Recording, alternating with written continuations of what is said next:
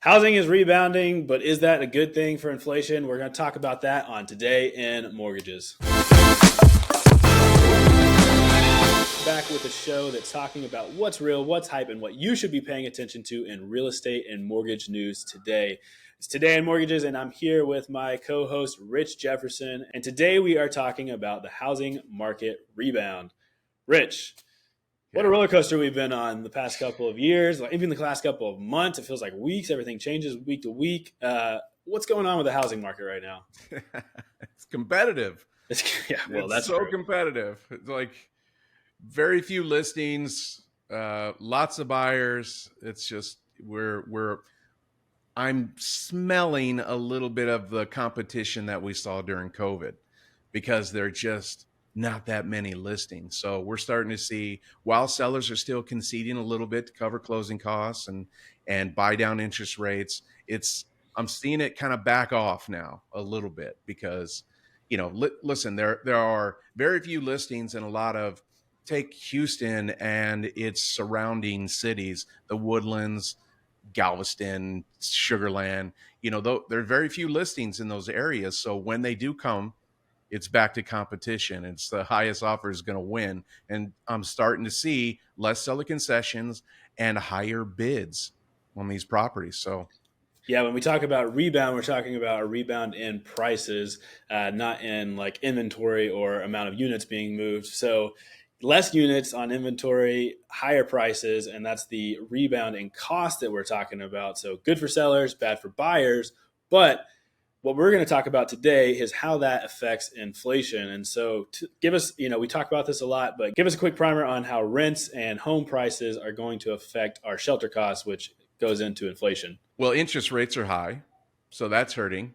And if we get into a situation where home buyers are having to bid up properties above the asking price, then there's inflation right there, just built right in. So it's just adding to some of our challenges that we have today. It's definitely true. Our shelter costs talk about rents and home prices as kind of a combined index. And what's happening is right now, rents are actually starting to fall a little bit because of inflation, but because of this inventory problem that we keep talking about, home prices are going back up. And so we're seeing that rebound that we're talking about here, which is going to hurt when we get our inflation statistics next month. And so that, Rich, will probably play into any decision making with the Fed. What do you think? It could. I mean, just yesterday alone, we had at the beginning of the day a 70% chance that the Fed was going to bump the Fed funds rate by 25 basis points come June. But by the end of the day, it was down to 30% chance they were going to bump. So I don't know. Honestly, it's like it's I can't put it together. It's like watching one of these crazy movies where you get to watch them in the scenes you want to watch them in, bouncing all over the place. The news is coming in all different directions, and from one day to the next, it might be completely different information, It's like a conflicting choose your own information. adventure, but every adventure is just hurting our pocketbooks. So, Rich, you talked about how inventory is down, home prices are going up. We're talking about the Fed. We're talking about what they might do. Um, what I mean, obviously, there's a billion pundits out there that say a billion different things.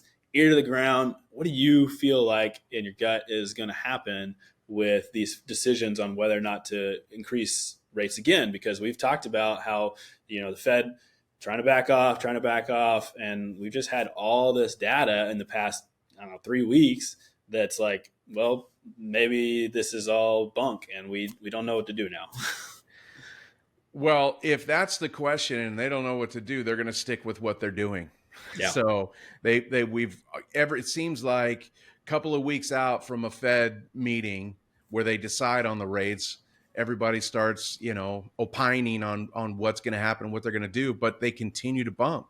Maybe not the bump that everybody expected, but it was still a bump. So I expect to see a bump. I know it's only a 30% chance today, but there's a lot of days between now and their meeting, and it's likely that they're going to continue.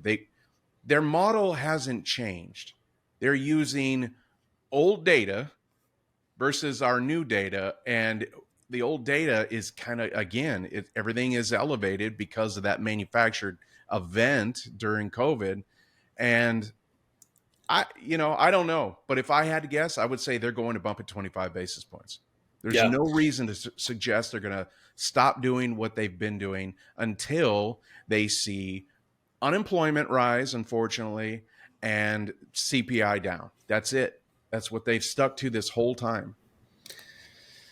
Well, we'll see. And before we get to our last question about what that means for your borrowers and buyers, I just want to take a quick break and remind everybody out there that we have this really great free resource that you go and check out for your marketing. It's 5 easy ways that you can get ahead in your marketing to make yourself stand out from the pack. You can get that for free at todayinmortgages.com/marketing. Go check it out. It's completely free. We want to help you guys out.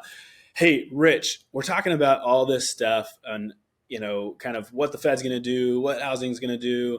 What does this mean for our borrowers and buyers out there? Like, how should we be talking to our borrowers and buyers about, what's happening now and what that's going to mean if they're in the market a month, 2 days from now, but a month or a couple months from now?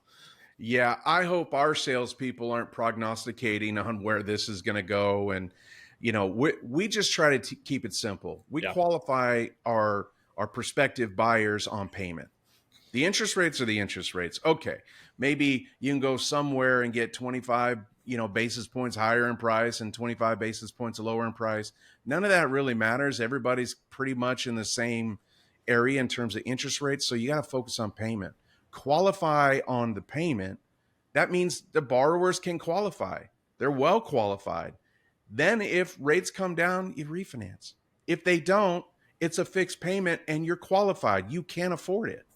So don't wait for interest rates because they're not likely to come down any significant way in the next 12 months. We'll likely see them come down a little bit, but not something that you're going to pass up an opportunity on a home and wait for that home to appreciate more and interest rates maybe climb, find the right home, find the comfortable payment, and move forward. That's what we're recommending. Man, it is such a hard time right now, and so many people out there would just want to try to time this market, and it is just not going to work out. You might get extremely lucky, and something crazy might happen. You might find the perfect thing at the perfect rate at the perfect time, but goodness gracious, if you want to get into a home, don't try to time the market. Just pull the trigger and make sure you can afford it, obviously, and make sure you work with a really good loan officer to do it. But you guys need to be talking to your people out there about timing the market is just not the right plan. So we've been seeing ups and downs and ups and downs and ups and downs. But in general, things are getting more expensive every day. So talk to your people about that. Go out there, make it happen. Hey, thanks so much for watching today. Thanks so much for listening. Hit that like, subscribe, or share button and tell some more people about us. We'd love to help them out too. In the meantime, we appreciate you guys, and we'll see you next time on Today in Mortgages.